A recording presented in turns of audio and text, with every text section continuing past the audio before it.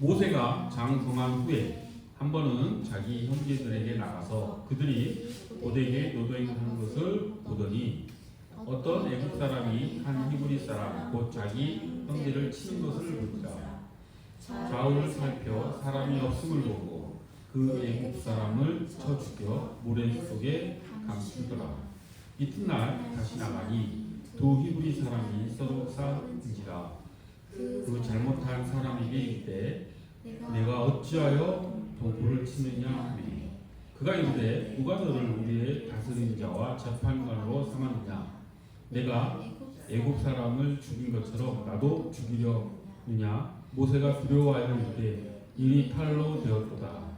바로가 이 일을 듣고 모세를 죽이고자 하여 찾는지라. 모세가 바로의 납치를 피하여 미디안 땅에 머물며 하루는 우물 곁에 앉았더라. 아멘. 오늘 본문 말씀은 모세의 생애 중에 두 번째 어떤 굴곡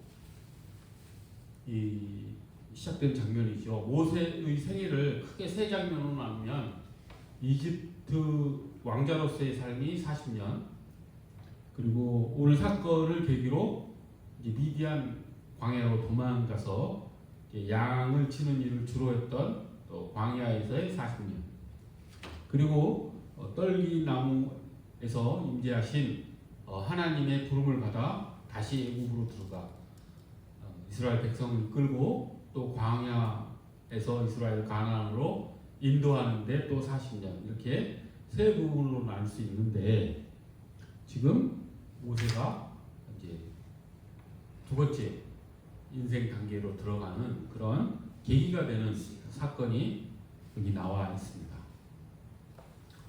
이것이 우리는 하나님의 구원의 역사 가운데 한 장면이라는 것을 잘 알고 있지요. 이렇게 해서 모세를 하나님께서 이집트에서의 많은 지혜, 지식, 그다음에 군사 전략 등 이런 것들을 배우게 하셨다라고 한다면, 또 광야에서 40년을 지내면서 그 광야의 지리, 광야에서 사는 법, 이런 것들을 또 하나님께서 가르치셨죠. 그리고 무엇보다도 이 광야에서 모세는 철저하게 자기를 부인하는 삶을 살았던 시기이기도 합니다. 그렇기 때문에 모세가 40년 광야 생활에서 이스라엘 민족을 인도하고 지도할 수 있었던 것이죠. 우리가 이렇게 바라보면 하나님께서 모세를 부르시고 어떻게 모세를 이스라엘의 지도자로 삼으셨고, 또 모세를 통해서 어떻게 구원의 드라마를 완성해 가시는지 우리가 알 수가 있습니다. 하나님의 큰 그림 속에 모세가 지금 움직이고 있구나라고 하는 것을 우리가 알 수가 있습니다. 오늘 장면이 그 어떤 변곡점이 되는, 첫 번째 변곡점은 모세가 태어나자 이집트 황제가 모든 그 히브리 아이들을 죽이라는 명령 하에 나일강에 던져졌을 때 이집트 공주가 모세를 발견하고 키우게 되는, 그게 첫 번째 변곡점이었다라고 한다면 지금 장면은 두 번째 변곡점이라고 할 수 있죠. 그리고 인생의 두 번째 무대라고 할 수 있습니다. 그런데 우리가 오늘 본문 말씀을 현대인의 관점에서 바라보면 좀 이해가 되지 않는 부분이 있습니다. 어떤 부분이냐면, 모세가 갑자기 이집트 왕자였는데 지금 히브리 노예 편을 들어서 자기의 모든 지위, 그리고 자기가 지금까지 누려왔던 모든 안락한 생활, 권세 있는 삶, 이런 것들을 왜 포기했는가 라고 하는 것이 자세하게 설명되어 있지 않지요. 그래서 현대 소설이나 영화에 이렇게 깊이 이렇게 젖어 있는 그런 것에 익숙한 시선으로 바라봤을 때 보면은 되게 낯설게 다가옵니다. 왜 모세가 이렇게 요즘 유행하는 말로 하면 갑분싸, 갑자기 이렇게 싸한 행동을 할까? 그거에 대한 동기 설명이 내면의 어떤 갈등적 어떤 상황이라든지 이런 것들이 전혀 나와 있지 않죠.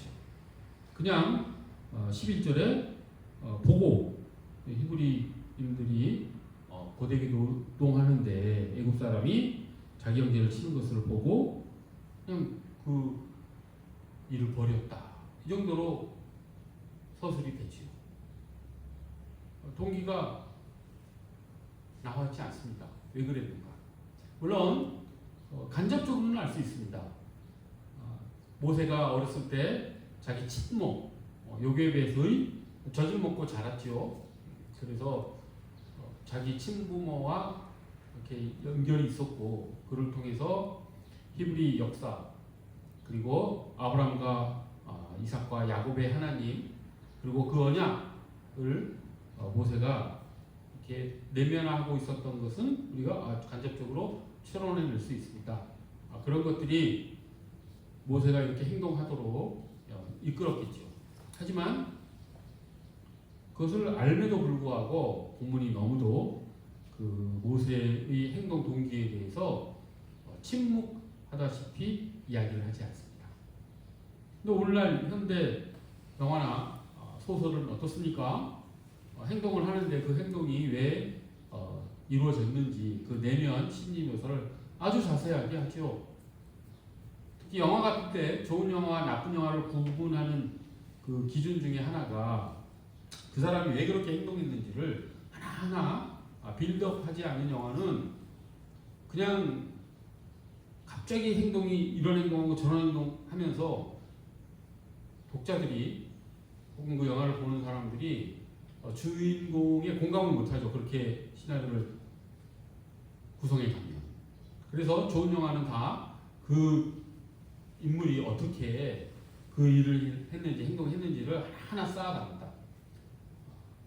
그래서 우리가 좋은 영화라고 알고 있는 그 조커 영화, 그 영화도 조커가 왜 그렇게 악한 일을 하게 됐는지 그런 빌런 짓을 하게 됐는지를 우리는 알 수 있죠. 심지어 이렇게 빌런조차도 그 행동 동기에 대해서 독자들이나 영화를 보는 사람들이 알 수 있도록 이해할 수 있도록 공감할 수 있도록 하나 떡밥이라고 하는 그리고 쌓아가죠. 그리고 그 떡밥들을 하나하나 해서 가는 영화가 좋은 영화입니다. 그런데 성경은 그렇지 않죠. 오늘 본문을 읽어 나갈 때 그런 관점에서 보면 현대 소설 영화적 관점에서 보면 대단히 낯섭니다. 그렇기 때문에 믿지 않는 사람들은 성경의 이 내러티브가 좀 빈약하다. 이것은 고대 어떤 문학의 한계를 그대로 성경이 답습하고 있는 그런 것이다. 라고 이야기하면서 조금 낮잡아 보는 그런 경향도 없지 않아 있습니다. 그런데 그것을 오해지고 그 성경을 바라보는 관점이 잘못되어 있기 때문에 그렇게 오해할 수 있는 것이죠. 성경은 결론부터 말씀드리면 한 인물의 위대함이나 어떤 영감 그리고 그가 어떻게 그런 행동을 했는지 그 심리와 동기를 찾아가는 그런 이야기가 아닙니다. 그러니까 목적 자체가 성경은 현대 소설이나 영화와 다른 것이지요. 그러면 성경은 어떤 관점에서 이런 서사를 기록해 갈까요? 그것은 한 인물의 어떤 서사를 따라가는 것이 아니라 하나님께서 한 인물을 어떻게 부르시고 왜 부르시고 그를 통해서 어떤 일을 하시는지를 알려주는 것이 성경입니다. 그런 관점에서 오늘 본문을 보면 전혀 이상하지 않죠. 제가 모두에 말씀드렸듯이 오늘 사건을 통해서 모세는 이집트의 화려하고 권세 있는 삶에서 미디안으로의 전환이 일어나는 그럼으로써 하나님의 구속사가 어떤 전환을 맞게 되는 그런 사건임을 우리는 알고 있습니다. 성경은 그런 것이죠. 하나님께서 왜 이런 일을 허락하셨고 왜 모세가 이런 어떻게 보면 대단히 혈기방장하고 무모한 일을 허락하셨는지 하게 하신 것은 아니죠. 허락하셨는지 라고 하는 것을 우리는 알 수가 있죠. 성경적 관점에서 보면 본문의 이야기가 그렇게 낯설지 않습니다. 관점이 애초부터 다른 글이기 때문이죠. 다시 반복해서 말씀드리면 성경은 한 인간의 심리 묘사나 어떤 행동의 동기 등을 기록하며 그 인물이 어떻게 성장해 나가는지 그리고 어떻게 어떤 올바른 일을 하게 되는지 또는 나쁜 일을 하게 되는지 이런 것들을 인물 중심으로 기록하는 글이 아닌 것이죠. 하나님이 그 인물을 왜 부르셨고 어떻게 부르셨고 그 인물을 통해서 하나님께서 어떤 일을 하실지를 알려주기 위한 글이 오늘 본문의 글이고 그런 관점에서 우리가 성경을 바라봐야 한다라고 하는 것입니다. 그렇게 성경을 하나님의 역사의 관점에서 하나님의 사역의 관점에서 하나님께서 우리에게 주시고자 하는 메시지의 관점에서 우리가 독해해 나가기를 바랍니다. 자, 이렇게 우리가 이제 본문에 우리가 익숙하게 우리의 현대적 사고방식에서 느껴지는 날쌔함이 그것은 하나님께서 의도하신 것이고 하나님의 메시지를 전달하기 위한 하나의 방편이었다 라고 하는 것을 우리가 알죠. 그런데 재미있는 반전이 하나 있습니다. 어떤 반전이냐면 이제 사도행전 7장을 보면 그리고 히브리서를 보면 이런 말이 나옵니다. 이제 사도행전과 히브리서는 이 사건이 일어나고 나서 이제 1000년 이상이 지난 시기에 쓰여진 글이죠. 그런데 놀랍게도 이 사도행전의 저자 누가 그리고 히브리서의 저자가 이 모세의 행동 동기에 대해서 이야기를 합니다. 왜 그렇게 모세가 이집트 왕자의 자리를 박차고 나아가는 그런 무모한 행동을 했는지에 대해서 이야기합니다. 사도행전 7장 25절에 보면 이렇게 나와 있죠. 모세가 하나님께서 자기의 손을 통하여 동족을 구원해 주실 것을 깨달았다. 이렇게 되어 있습니다. 사도행전 7장에. 이건 무슨 소리입니까? 모세가 이집트 그 사람을 죽이고 히브리 노예 편을 든 것은 자신이 이 히브리인들이 노예 생활하는 곳에서부터 어떤 구원하는, 구출하는, 탈출시키는 역할을 자기가 깨닫고 그 일을 하기 위해서 이집트인을 처단했다라고 하는 이야기이죠. 행동 동기가 무려 1000년이 지나서 나오죠. 그리고 히브리서 기자는 또 어떻게 얘기하냐면 히브리서 11장 26절에 보면 모세가 그리스도를 위하여 받는 수모를 애굽의 모든 보화보다 더 크게 여겼다. 이렇게 되어 있습니다. 즉 모세가 자신의 이집트의 그 권세 있는 삶, 화려한 생활보다도 그리스도를 위하여 받는 수모를 더 귀하게 여겼다. 그렇기 때문에 그런 행동을 했다라고 지금 행동 동기를 이야기합니다. 성경은 이렇게 어떻게 보면 이제 이게 통전적으로 전체를 연결해서 읽어야 된다는 점이 또 우리가 알 수가 있죠. 그러면 이런 그 다른 성경의 저자들이 이렇게 모세의 어떤 이 행동 동기를 이렇게 쓸 수 있었던 이유는 무엇이겠습니까? 그것은 첫 번째 가장 중요한 이유는 이제 성령의 영감이겠지요. 그리고 이제 이 히브리서 그리고 사도행전을 쓰는 사람들이 다 유대 전통에 익숙한 사람들이고 이들이 이제 배워왔던 구약의 역사를 통해서 이것을 당시 예수님 당시의 시선으로 재해석해 낸 것이지요. 그래서 이렇게 그 당시 즉 예수님 당시의 시각으로 예수님이 오신 이후의 시각으로 모세의 행동을 재해석한 것입니다. 모세가 이 행동을 할 당시에는 예수님에 대해서는 몰랐죠. 예수님이 어떻게 이스라엘의 메시아가 올지에 대해서는 짐작도 하지 못했겠지요.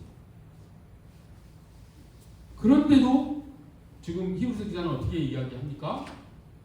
그리스도의 그 삶을, 그리스도를 위하여 자기가 받는 수모를, 그것을 오히려 그 이집트의 그 풍족한 삶보다도 귀하게 여겼다라고 해석해 버리지 않습니까? 우리가 이런 의문이 들죠. 아니, 모세가 예수님이 오시기 천년도 넘은 시기에 어떻게 그리스도를 알고 그리스도를 위하여 받는 수치를, 수모를 더 귀하게 여겼을까? 라고 하는 의문점이 들지요. 이것은 이렇게 생각하면 됩니다. 물론 모세는 예수 그리스도를 모릅니다. 인격적 예수 그리스도를 모르죠. 그런데 어떻게 그러면 히브리서 기자는 이렇게 서술할 수 있느냐?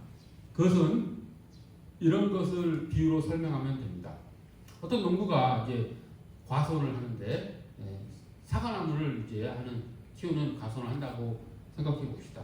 그런데 그 농부가 이 사과 씨앗을 보면서 이것이 사과나무다 그러면 그 농부가 틀린 말을 한 것입니까?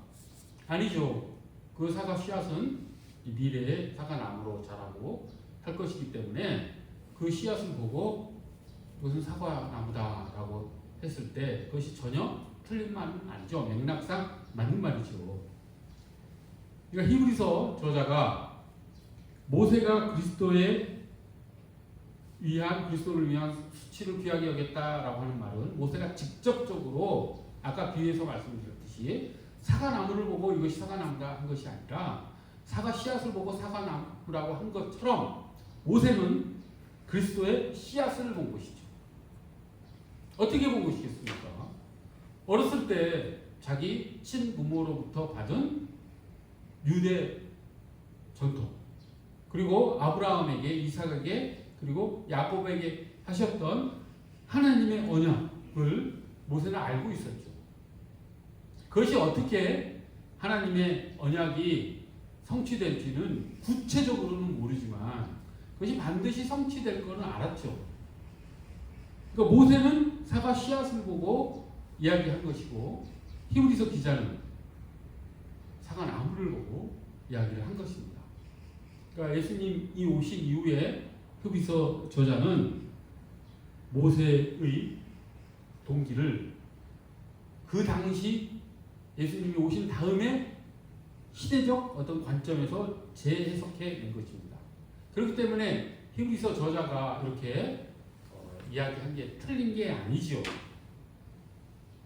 그런 관점에서 사도행전의 저자도 모세의 행동 동기를 이렇게 얘기한 것이 맞습니다. 모세는 자신이 히브리임에도 불구하고 이집트 왕자로서의 40년의 어떤 경험을 갖게 한 것을 알고 있었겠죠. 당연히 히브리임에도 불구하고 자신은 이집트 왕자의 삶을 살아온 걸 알았겠죠. 그리고 유대 전통과 하나님의 언약에 대해서 알고 있었겠죠. 그것을 모세가 자신의 삶에 대한 어떤 의미를 찾아나갈 때 자신이 그 어려움 가운데 있는 자기 동족 히브리들을 위해서 자기가 쓰임받을 것이라는 것을 충분히 생각할 수 있었겠지요. 그러니까 지금 사도행전의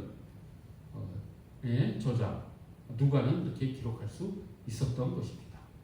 그러니까 이런 관점에서 우리가 성경이 촘촘하게 서로 연결되어서 쓰여진 그런 글이구나, 하나님의 말씀이구나 라고 하는 것을 이해할 수가 있습니다.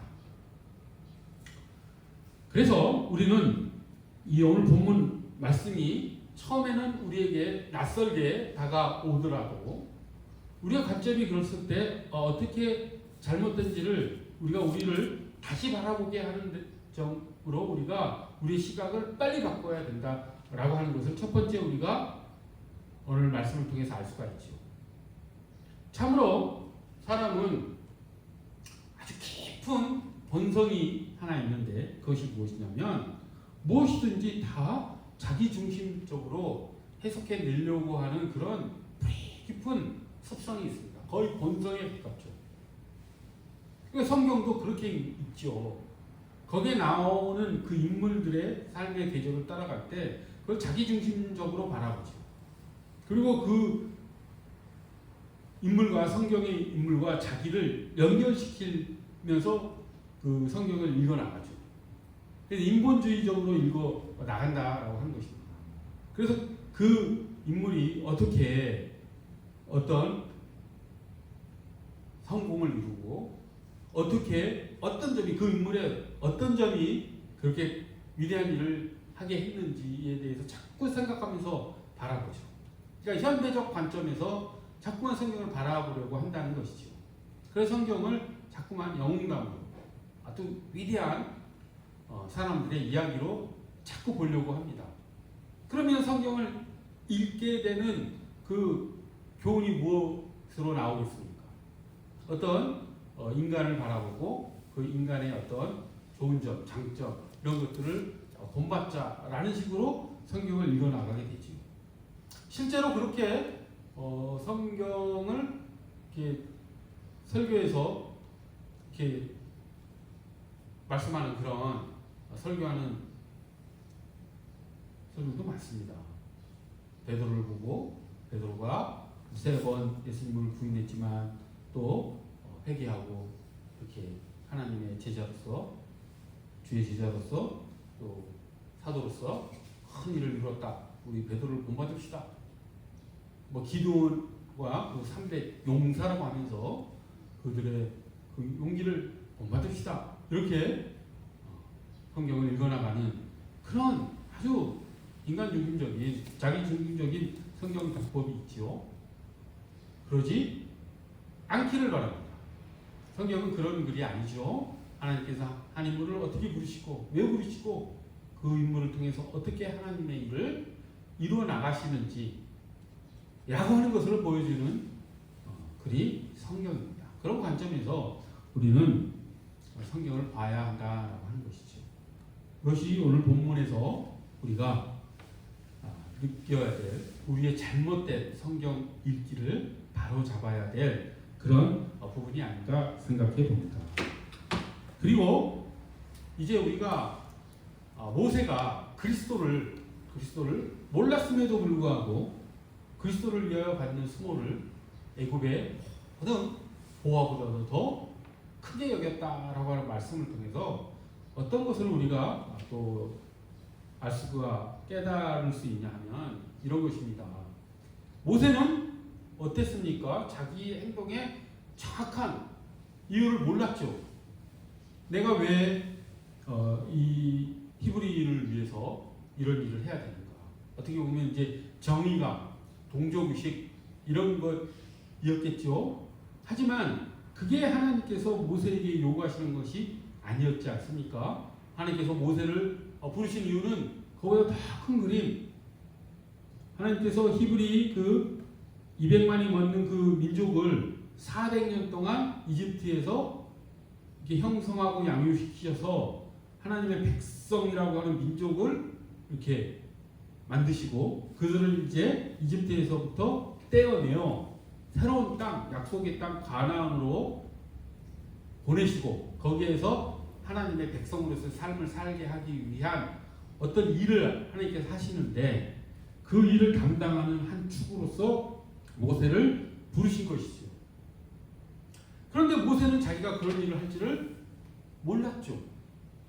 그냥 희미하게만 자신이 하나님의 어떤 그 구속사의 한 일을 할 것이다 라는 정도만 알고 있었죠.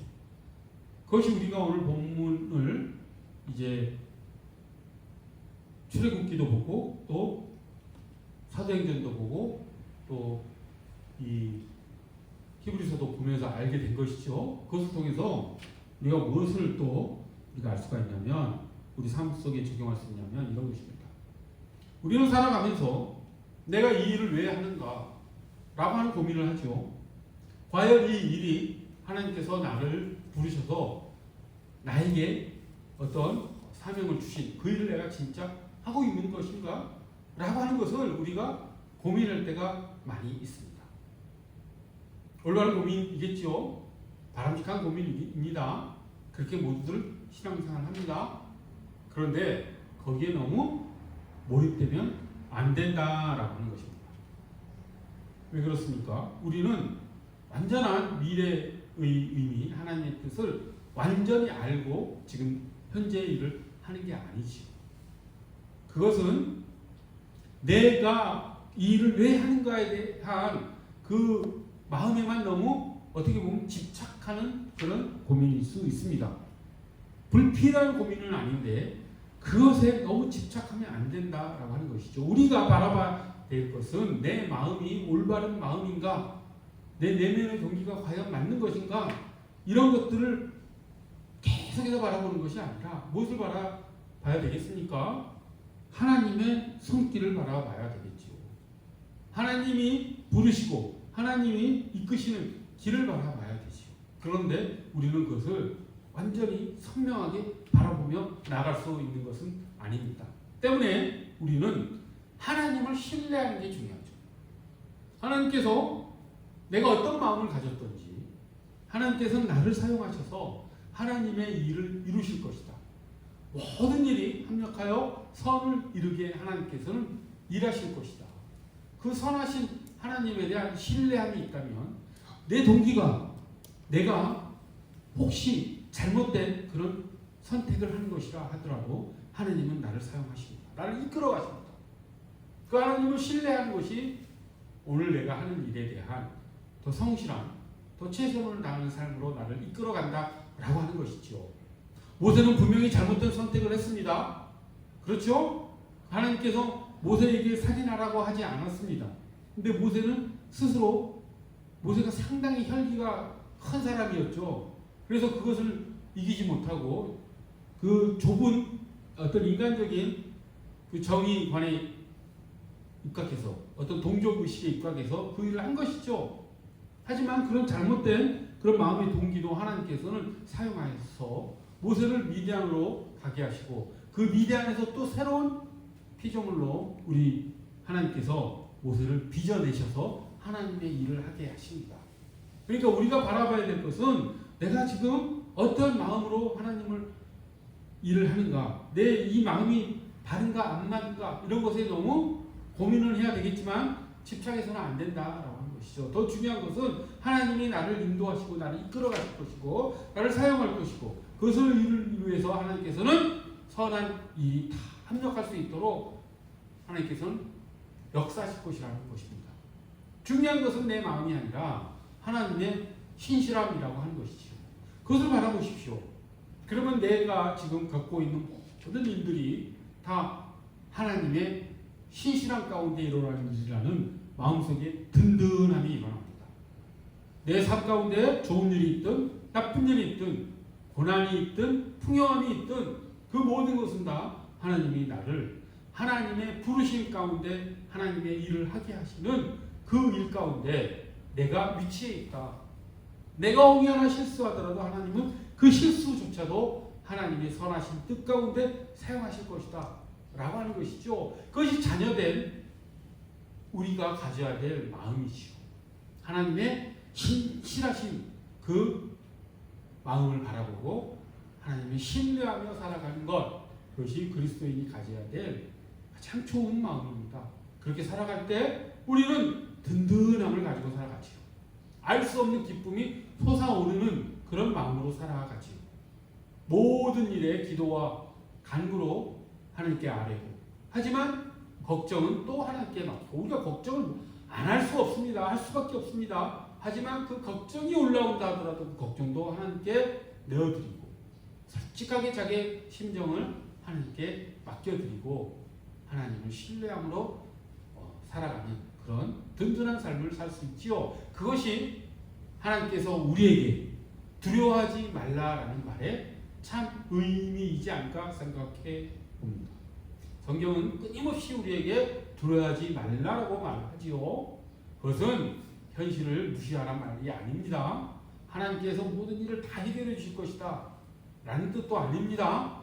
하나님이 우리 관점에서는 이렇게 해결해 주셨으면 좋겠는데 왜 해결을 안 해주시는지, 답답할 때가 너무 많이 있습니다. 왜 이런 일이 내게 생겼는지 그렇게 답답할 때도 많이 있습니다. 하지만 두려워하지 말라는 것은 그럼에도 불구하고 하나님께서는 우리를 하나님의 자녀로 삼으시고 우리를 통해서 또 하나님께서 하나님의 일을 이루어 나가신다라고 하는 것을 우리가 믿음의 눈으로 바라봤을 때, 즉 하나님을 신실하게 의지하며 나아갈 때 우리는 두려워하지 않을 수 있는 것이죠. 그렇게 살아나가는 우리 모두가 되기를, 하나님만을 신뢰하며 살아나가는 우리 모두가 되기를 간절히 소원합니다.